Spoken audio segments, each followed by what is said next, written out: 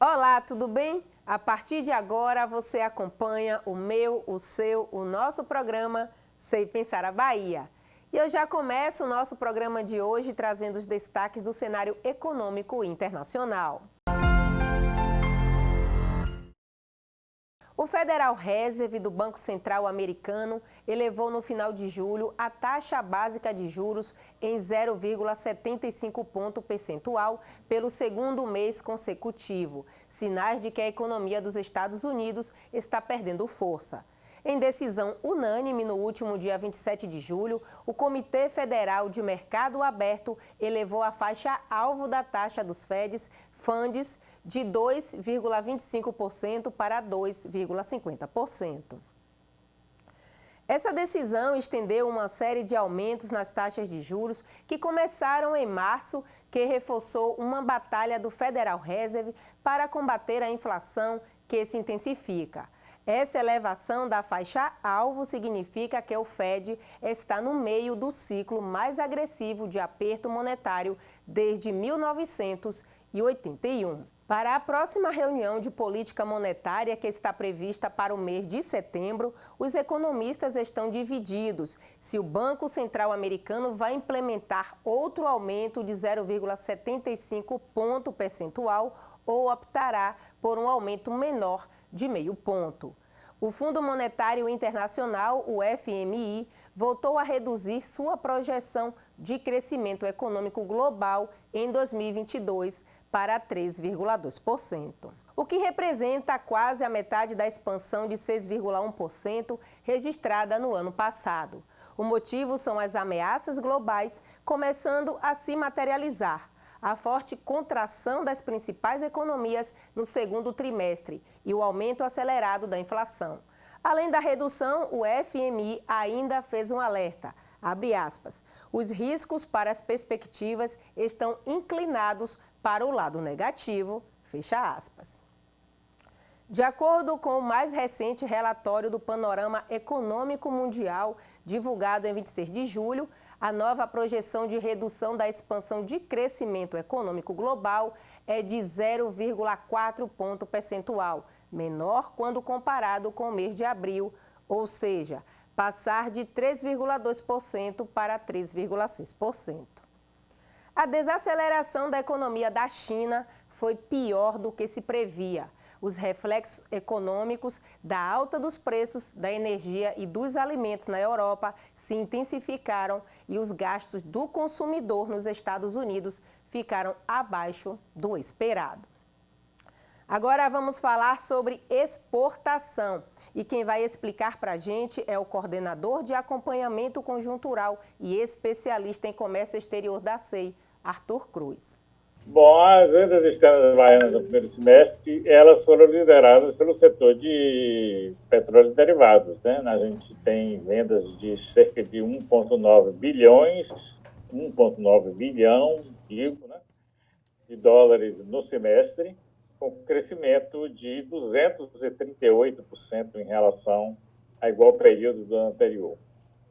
E participação de cerca de 28% na pauta. Isso não acontecia com as exportações da Bahia desde 2012, ano em que o setor de petróleo e derivados, né, liderou a pauta da exportação da Bahia. Então, desde 2012, no decorrer dos anos a partir daí, nós tivemos uma liderança sendo exercida por outros produtos, como os petroquímicos, pelo setor de celulose, né, pelo setor de soja, como a gente vai ver mais adiante, até que em 2018, né, a partir de 2018, a soja, né, com a expansão da fronteira agrícola e com a ascensão chinesa, a soja passou a liderar e, a partir de então, já são 5 anos, né, 4 anos consecutivos de liderança da soja.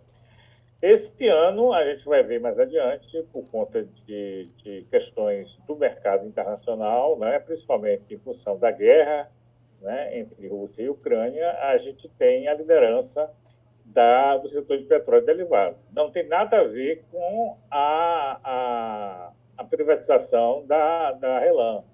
né? Porque, coincidentemente, esse ano nós estamos com a refinaria privatizada, né? Ela foi privatizada ano passado e nós estamos sendo comandados pelos árabes, né? Os proprietários da Selem são um grupo árabe, né? O grupo Abdala, e, a partir daí, a gente teve um crescimento vertiginoso das exportações de derivados de petróleo, dada essa conjuntura externa, onde a Rússia ficou impedida, que é um dos vários produtores mundiais do petróleo, ficou impedida de escoar, né, o produto, e a gente tem uma série aí de regulamentações, internacionais, que obrigam, né, a utilização de um petróleo menos poluente, cuja é uma característica do petróleo baiano, do petróleo que é refinado aqui. Então, todos os navios cargueiros do mundo afora, utilizam são obrigados agora, por legislação internacional, a utilizarem o chamado bunker, né? Então, a gente tem essa questão do mercado favorável. Então, as cotações explodiram, né, por conta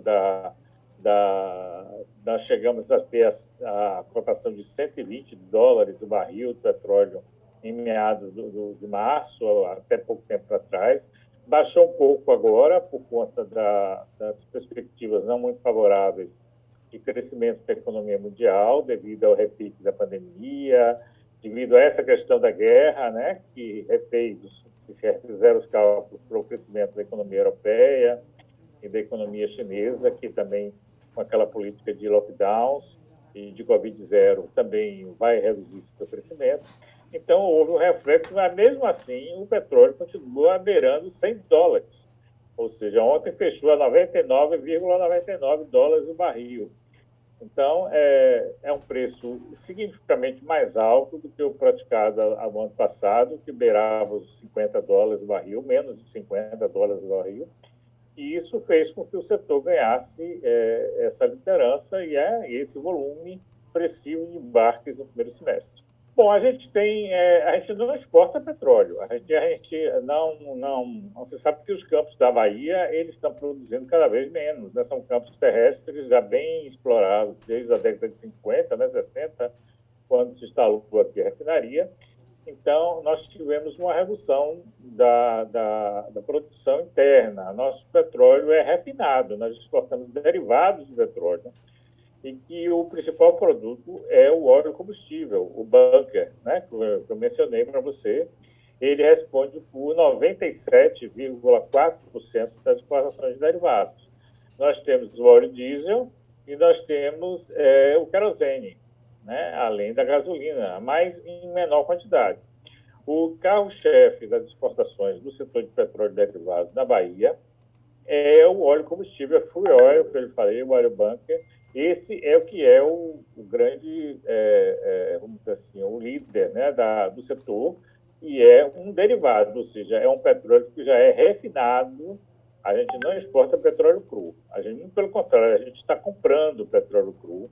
A Selem, depois que tomou a frente da refinaria de Mataripe, ela vem comprando volumes significativos de petróleo cru da África, principalmente da Nigéria, do Congo, e até aqui da Guiana, da vizinha Guiana, onde foi descobertos poços petrolíferos, e processa esse óleo e vende como derivado de petróleo. Então, é um produto, de certo modo, é bom, porque a gente está vendendo produto semi-acabado, né? Ou seja, a gente faz uma transformação, vira óleo combustível, né? Então, não deixa de ser um ganho de valor, né? Que a gente não está exportando produto natura, bruto, a gente está exportando ele processado, mas é derivado de petróleo.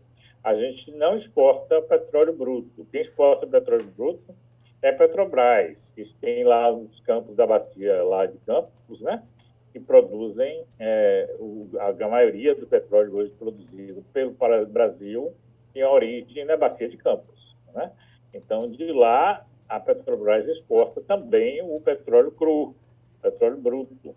Mas aí não é petróleo baiano, é petróleo lá da bacia de Campos. O petróleo vem sofrendo essa questão da redução das expectativas de crescimento da economia mundial, mas, como eu falei, a redução dos preços são pequenas, porque a transição para essa transição energética que o mundo está tentando fazer a partir de agora,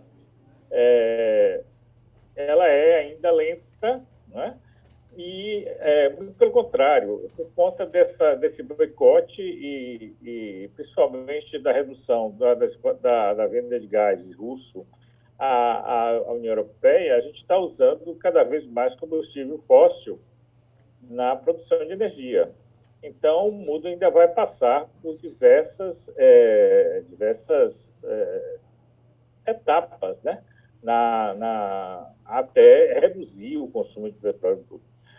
Os temores de uma recessão global, né, ao final desse ano, eles se intensificaram, né, por conta desse cenário que eu falei, da crise da guerra, né, e da dependência europeia do petróleo russo, assim como também a questão dos lockdown, da política de Covid-0 da China, que fez com que as perspectivas de crescimento chinês, que geralmente beiravam os 2 dígitos, né, já deixou de ser 2 dígitos o crescimento anual, mas beira os 2 dígitos.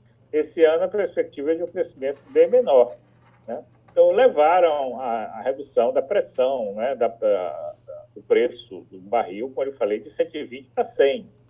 Mas especialistas, de um modo geral, da área, acreditam que, mesmo com a eventual desaceleração da economia global, o barril dificilmente terá uma queda significativa a curto prazo, porque é improvável que os investimentos do setor sejam prejudicados a curto prazo, visto que essa transição para a economia, para a energia renovável, né, as eólicas e a substituição dos combustíveis fósseis, eles vão se dar de forma ainda lenta, dado que até então isso vinha sendo feito de forma muito pausada, né? A gente agora mesmo aqui na Bahia tem um paralelo sobre isso. A gente chegou a 40% da produção de energia proveniente de eólica e solar. Então, a gente ainda tem 60% proveniente da energia produzida no estado, energia hidráulica, né? Mas os carros, né, as empresas que usam petróleo, os cargueiros que atravessam o mar, ou seja, várias empresas que utilizam nos seus processos produtivos, ainda dependem do petróleo, e dependem do gás, e dependem dos derivados do petróleo. Então, por conta disso, a gente não vê perspectiva a curto prazo desses preços baixarem e de uma redução significativa dos investimentos e da produção mundial. Claro que a médio e longo prazo isso vai ocorrer, principalmente se for levado a cabo aí essas restrições que os Estados Unidos estão impondo à Rússia, que a gente já dura 6 meses, né? E que está apressando essa renovação dos modos de produção de energia. Mas a gente sabe que isso requer muito investimento e isso vai demorar algum tempo. Então, por conta disso, a curto prazo, o preço desceu um pouco por conta da desaceleração da economia global, mas a utilização do combustível fóssil não tem previsão de ser reduzida a curto prazo. Obrigada, Arthur Cruz, pela participação aqui no nosso programa Sei Pensar a Bahia. E no nosso quadro Aprendendo com a SEI de hoje, o assunto é Objetivos de Desenvolvimento Sustentável e quem vai falar sobre o tema é a técnica da SEI, Beatriz Oliveira. Os Objetivos de Desenvolvimento Sustentável, também chamados de ODS, fazem parte de uma agenda elaborada pela Organização das Nações Unidas para que até 2030 seus países membros assegurem uma série de objetivos, abrangendo as dimensões ambiental, econômica e social do desenvolvimento sustentável, de forma integrada e interrelacionada. Ao todo, são 17 objetivos elaborados pela ONU e seus parceiros, visando promover um desenvolvimento inclusivo das populações do Brasil e do mundo, contemplando temas transversais como pobreza, desigualdade, desenvolvimento econômico, clima, fortalecimento das instituições e segurança. Tendo em vista a importância dos temas tratados pelos ODS, se faz necessário engajar e conscientizar a população e autoridades baianas sobre a relevância dos objetivos e os esforços necessários para o alcance das metas. Em função disso, a CEE elaborou um painel interativo no seu portal de visualização de dados, o Infovis Bahia, com informações e indicadores elaborados para o acompanhamento dos ODS no nosso estado, comparando, quando possível, com os resultados da região Nordeste e de outras regiões do Brasil. Dos 17 objetivos definidos pela ONU, 11 são abordados no painel. Cada ODS conta com uma série de indicadores que permitem monitorar o avanço das metas propostas. Atualmente, 43 destes podem ser analisados no portal. Estão presentes dados sobre indicadores de saúde e bem-estar da população baiana, como a taxa de mortalidade materna, dados sobre educação, como a proporção de docentes com formação adequada, dados sobre trabalho, como a taxa de desocupação, dados sobre igualdade de gênero, como a proporção de assentos ocupados por mulheres eleitas em parlamentos nacionais e governos locais, entre outros. Mais indicadores serão incorporados, abrangendo o total dos 17 objetivos, permitindo que a população baiana acompanhe a performance do Estado no cumprimento da Agenda 2030 para o Desenvolvimento Sustentável. Para conhecer os objetivos e acompanhar seus indicadores, acesse o painel ODS no endereço infovis.cei.ba.gov.br/ODS. Obrigada, Beatriz Oliveira, pelas explicações. E agora vamos ao intervalo. Não saia daí, o Sei Pensará Bahia volta já já.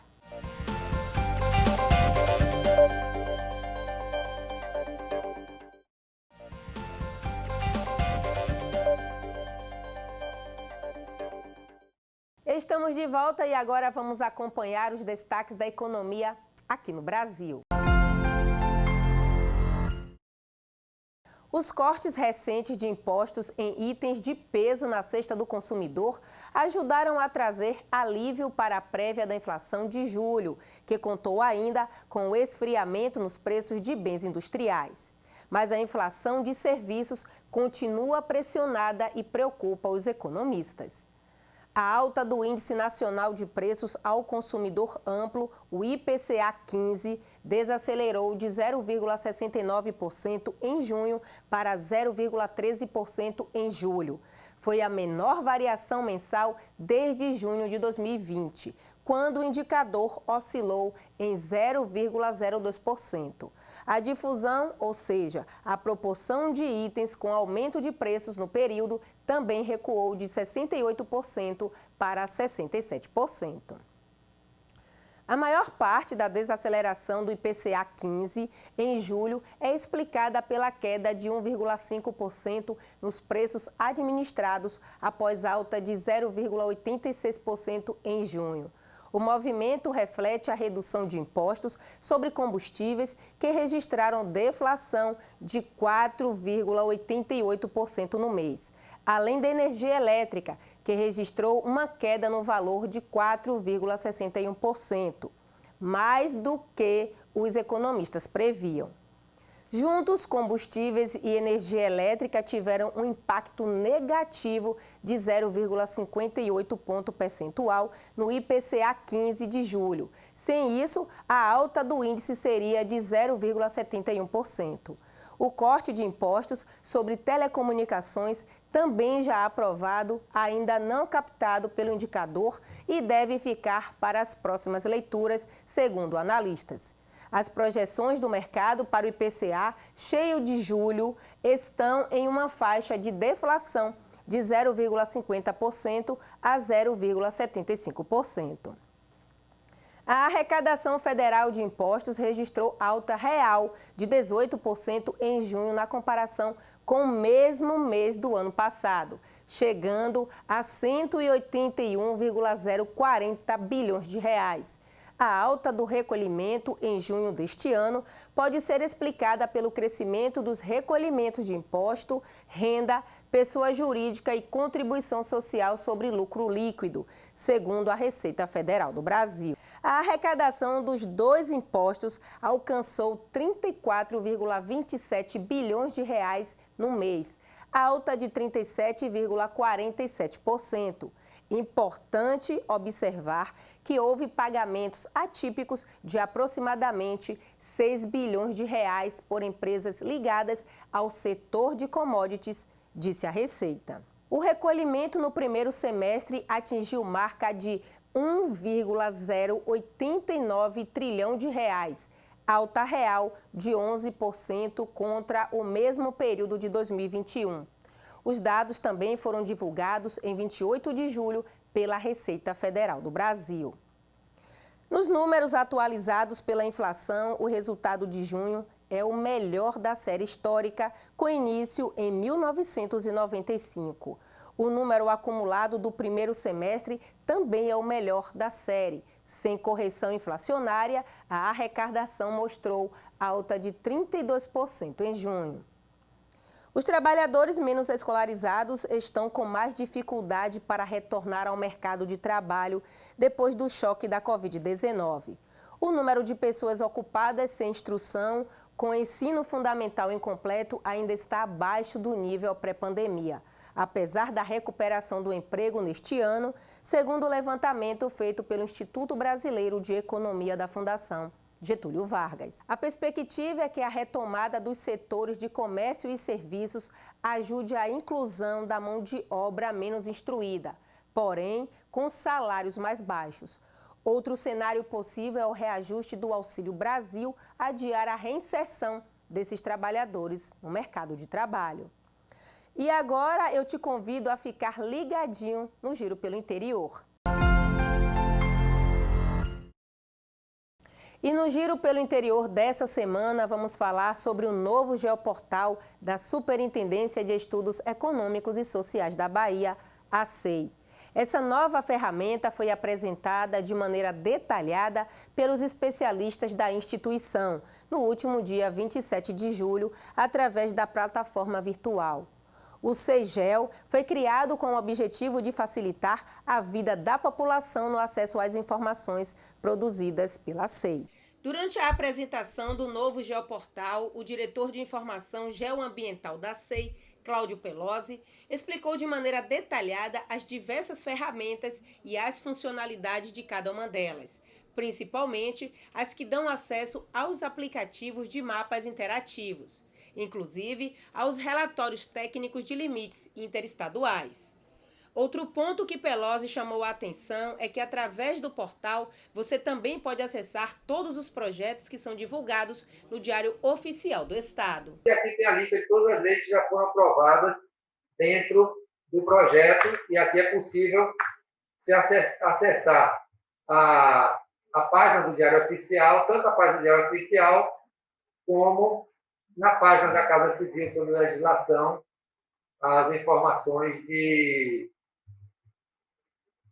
leis, né? Lá estão todas as leis, decretos, tudo, então a gente faz um link direto para lá. Já o coordenador de cartografia e geoprocessamento, Fábio Sampaio, fez uma explanação sobre alguns aplicativos que trazem dados oficiais sobre a Covid-19 em diversas cidades do interior do estado, além dos índices de municípios em situação de emergência.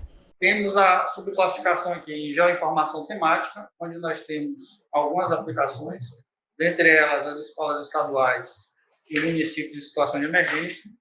Se houver disponibilidade, eu também vou mostrar uma dessas.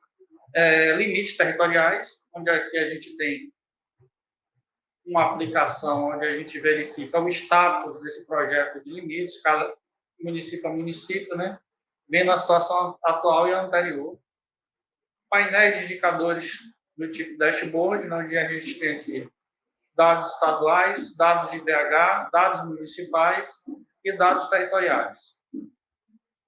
Algumas aplicações de utilidade pública, né? A exemplo aqui dos acompanhamentos de dados para a Covid-19, que foram necessários para o enfrentamento dessa pandemia, que atualizado nós temos o acompanhamento dos dados, né? Por óbitos e por casos, a coleção de mapas de população por bairro, por município, mapas de população por setor censitário, a situação atual, né, da Covid por município. Aqui a gente tem a ferramenta de swipe para ver exatamente como é que você faz essa comparação entre casos ativos e óbitos. E aqui mais uma aplicação relacionada à Covid com relação à infraestrutura disponível também, né?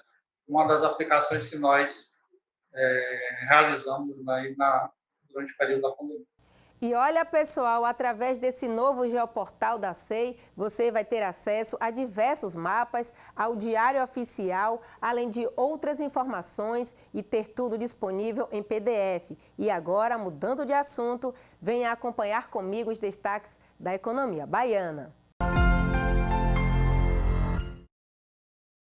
O Índice de Movimentação Econômica de Salvador, calculado e divulgado pela SEI, apontou crescimento de 15,6% em maio de 2022, na comparação com o mês anterior, acumulando alta de 29,5% nos 5 primeiros meses do ano. E nos últimos 12 meses, a alta alcança 19,4%. 5 das 6 variáveis que compõem o indicador puxaram o índice para cima, com destaque para a carga portuária, com 39%, seguida por passageiros de ônibus intermunicipais, com 20%, depois passageiros no Aeroporto Internacional de Salvador, com 14%, entre outros itens. Em contrapartida, apenas os combustíveis recuaram menos 0,9%. O governo da Bahia oficializou no último dia 25 a compra das ações da Gaspetro na Bahia Gás. Com isso, o estado passa a ter 75,5% das ações da companhia. Antes, eram 51%, e o capital total sai de 17% para 58,5%.